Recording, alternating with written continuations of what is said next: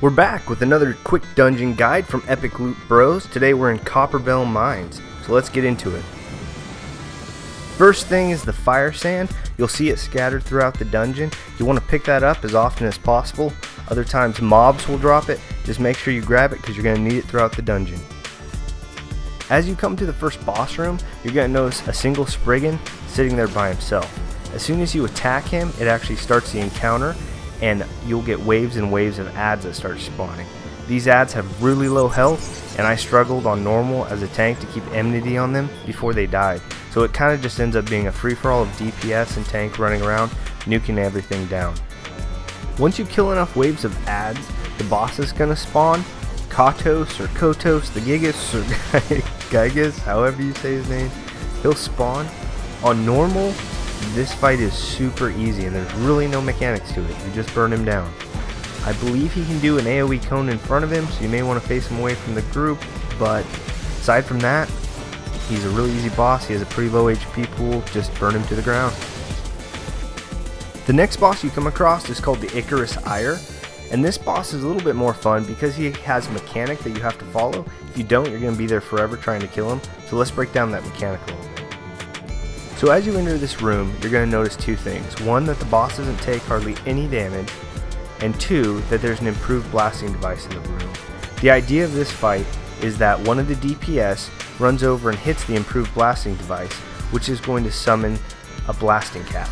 This blasting cap needs to have aggro picked up on it and drug over to the boss. You don't want to kill the blasting cap because he's going to do a suicide bomb move that needs to be on top of the boss so that it can split the boss into two. You're going to rinse and repeat this and the boss will split every time. What you want to make sure is that you don't kill the blasting cap.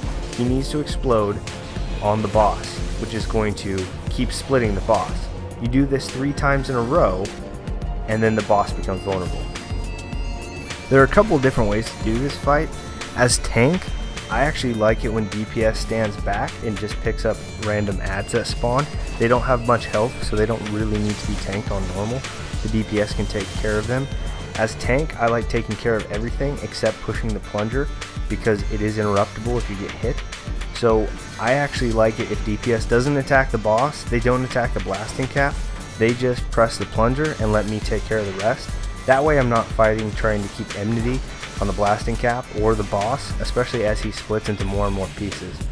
This can be done a bunch of different ways. It's just good to check with the tank to see how he wants to do it, because he may want a DPS to pick up the blasting cap and drag him over, but it's kind of a pain in the butt if the tank is trying to pick up the blasting cap and DPS is trying to get enmity on the blasting cap, and it just makes coordinating a little bit harder. So check with the tank.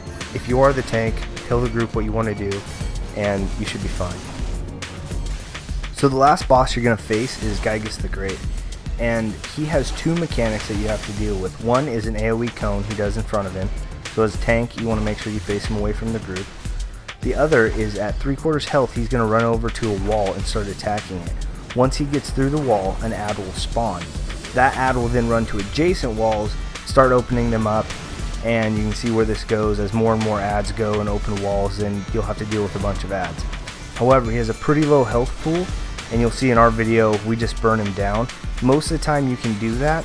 If you can't, or you don't think your group is capable of doing that, just make sure your DPS switches to the ad that spawns from the first wall he breaks down every time an ad spawns there, and you only have to deal with 1 ad at a time and then refocus on the boss.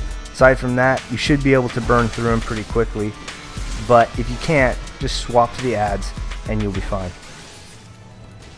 As always, thanks for watching, guys. We hope this was helpful for you. Please feel free to leave a comment below and subscribe if you want to, and good luck getting that loot.